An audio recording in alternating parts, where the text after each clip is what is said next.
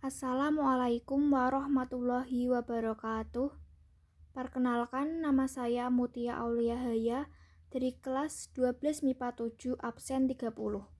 Di sini saya akan mempresentasikan tentang masa pemerintahan B.J. Habibie. Biografi B.J. Habibie. Baharudin Yusuf Habibie merupakan nama lengkap dari B.J. Habibie.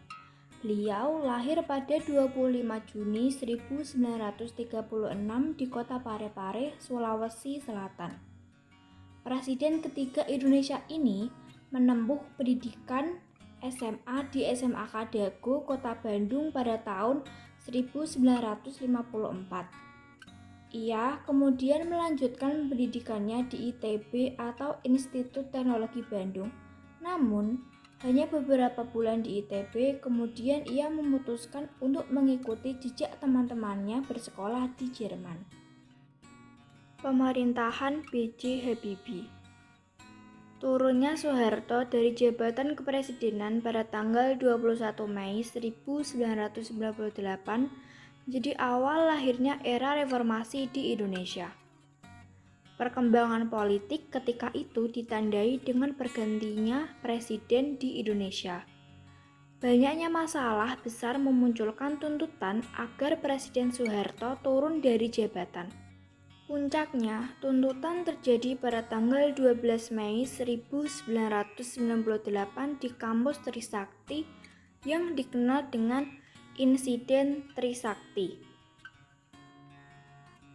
Pada 21 Mei 1998, Presiden Soeharto berhenti dari jabatan Presiden RI lewat pidatonya di hadapan wartawan dalam dan luar negeri.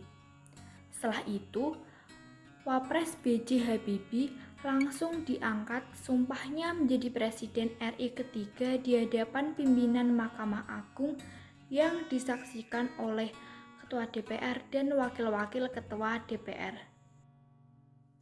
Kontroversi pengangkatan B.J. Habibie menjadi Presiden. Masa pemerintahan Presiden B.J. Habibie berlangsung dari tanggal 21 Mei 1998 sampai 20 Oktober 1999. Pengangkatan Habibie sebagai presiden ini memunculkan kontroversi di masyarakat karena mantan Presiden Soeharto menyerahkan secara sepihak kekuasaan kepada Habibie. Pihak yang pro menganggap pengangkatan Habibie sudah konstitusional, sedangkan pihak yang kontra menganggap bahwa Habibie sebagai kelanjutan dari era Soeharto dan pengangkatannya dianggap tidak konstitusional. Langkah B.J. Habibie setelah reformasi. 1. Membentuk Kabinet Reformasi Pembangunan. Kabinet Reformasi Pembangunan dibentuk pada 22 Mei 1998 yang terdiri atas unsur-unsur perwakilan dari ABRI, Golkar, dan PDI. 2. Perbaikan bidang ekonomi. Melakukan rekapitulasi perbankan, merekonstruksi perekonomian nasional, menaikkan nilai tukar rupiah terhadap dolar Amerika, melikuidasi beberapa bank bermasalah, dan melakukan reformasi ekonomi seperti yang disyaratkan IMF. 3. Pemilu tahun 1999. Pemilu pertama setelah reformasi diadakan pada 7 Juni 1999. Pemilu ini dilaksanakan dengan prinsip luber-jurdil.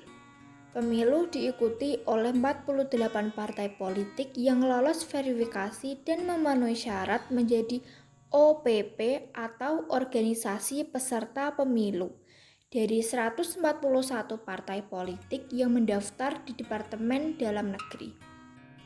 4. Kebebasan menyampaikan pendapat. 5. Melaksanakan sidang istimewa MPR tahun 1998. Kebijakan di masa B.J. Habibie. 1. mengganti 5 paket undang-undang dan 3 diantaranya diubah agar lebih demokratis. 2.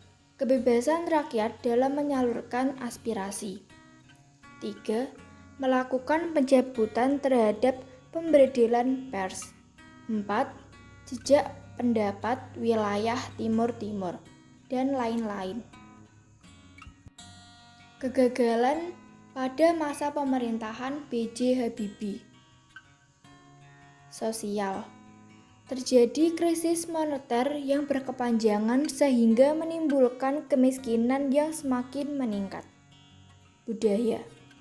Pertikaian antar kelompok yang disebabkan oleh SARA mengancam stabilitas politik dan perpecahan antar suku konon disebabkan oleh agen rahasia yang tidak puas atas jatuhnya Soeharto. Politik.